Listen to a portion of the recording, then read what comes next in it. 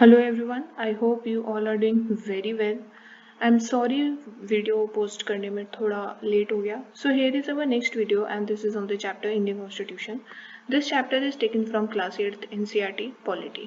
So this is your chapter and इस chapter में काफ़ी कुछ extra material भी provide किया गया है. So I have created very concise notes जो कि आप रिवीजन के टाइम पर यूज कर सकते हैं एंड इफ यू ऑल से I can also post these notes PDF in my description so please let me know.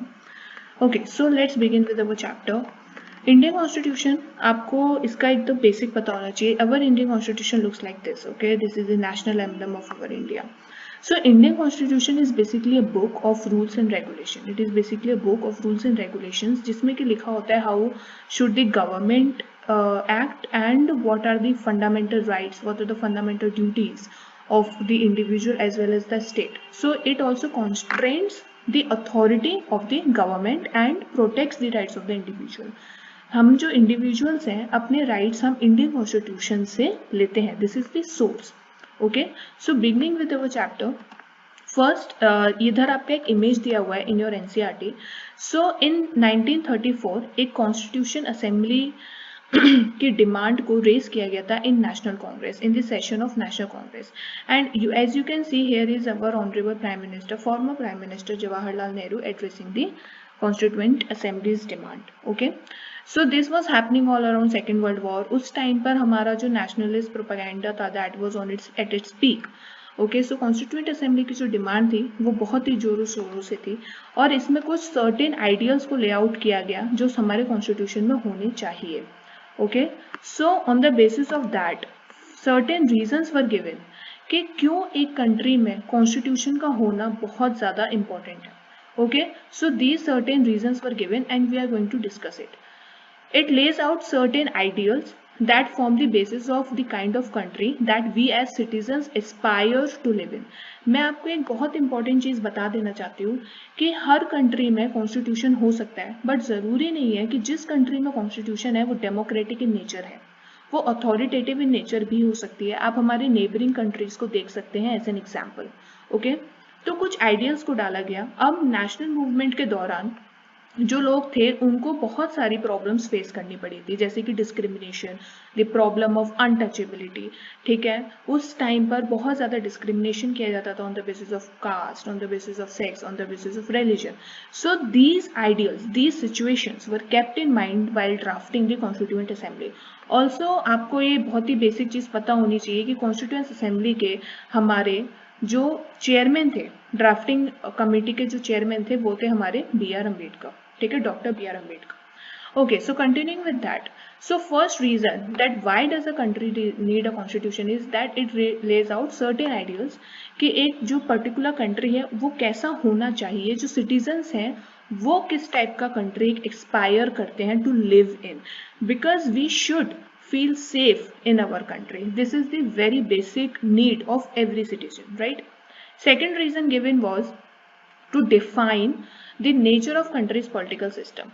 India is a democratic as well as republic country, but there are other countries as well जिनका constitution है but they are not democratic, like they are monarchy in nature, जैसे कि for example United Kingdom. all right, so constitution में very well explain किया गया है कि India is a democratic country, India is a sovereign country, और ये आपको इंडिया के कॉन्स्टिट्यूशन के प्रियम्बल में देखने के लिए मिलता है. उसमें लिखा हुआ है that India is a sovereign socially secular democratic republic country. Okay, so this was important to define the nature that what will our country look like, उसका एडमिनिस्ट्रेशन कैसा होगा.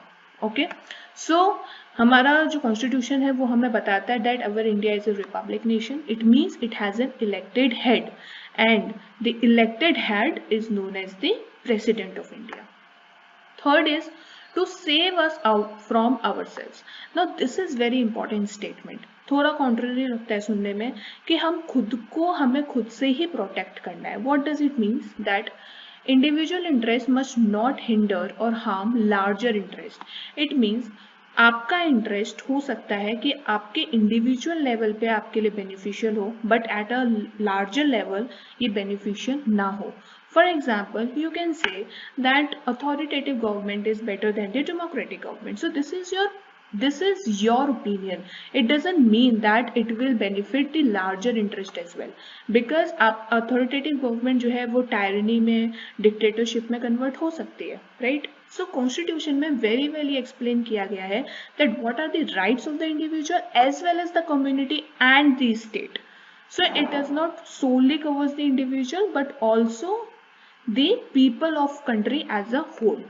So these are the very important core reasons that were given during the Constituent Assembly and its discussions that why does a country need a constitution.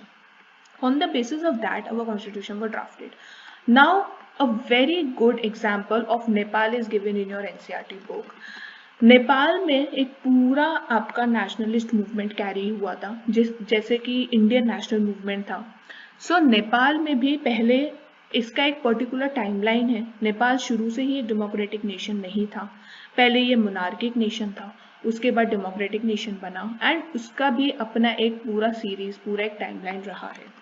So this is the timeline of the events. People's struggle started in 1990 and they demanded for establishing democracy. So it established democracy that lasted for 12 years. Now what does it mean?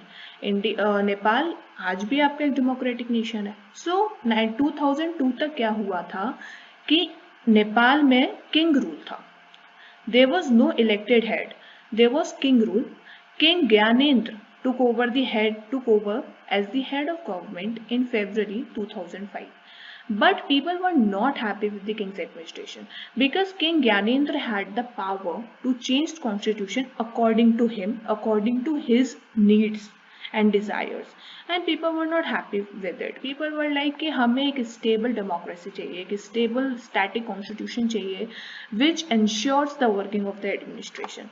So several people gathered together against the king and the Maoists joined other political parties to sign a 12-point agreement. A 12-point agreement was signed in 2005 itself, and then under the pressure of these political parties जब आपका जो movement था वो बहुत ज़्यादा उसने speed पकड़ ली तो 2006 में किंग रीस्टोर्ड जो कि किंग ने पहले चेंजेस लाए थे उनको हटाकर उसने थर्ड पार्लियामेंट को इस्टेब्लिश किया, रीस्टोर किया and asked the political parties to form a government. And उसके बाद फिर आपकी एक इलेक्टेड गवर्नमेंट बनाई गई थी and finally in full fledged form in 2008 Nepal became a democracy after abolishing the monarchy. So we can say that finally monarchy was abolished in year 2008 in Nepal. So this is the complete timeline of Nepal's events that took it to the establishment of democracy in Nepal. Okay, so I have provided you these events in a very concrete and concise notes form. So this is very important. So in today's class we have covered the features of the constitution with the help of Nepal कि क्यों constitution का होना important होता है. Now the rest of the topics will be covered in next class. In next class, so आप ये देख सकते हैं कि in mere like within less than 10 minutes, 10 minute भी नहीं हुआ है अभी, ठीक है, और हमने आधा चैप्टर अपना कवर कर लिया है. So this video, these notes are very important for the revision purpose. Okay, next topic will be our Indian Constitution key features. अभी हमने नेपाल का एग्जाम्पल देखा और हमने features of the constitution देखे. In our next class we will be discussing the key features of our Indian Constitution. Okay, so this topic will be covered. So I will see you guys in next class and Telegram link is in the description below. So please do join the channel and subscribe the video if you like it and share it. Thank you. Happy studying. Have a good day.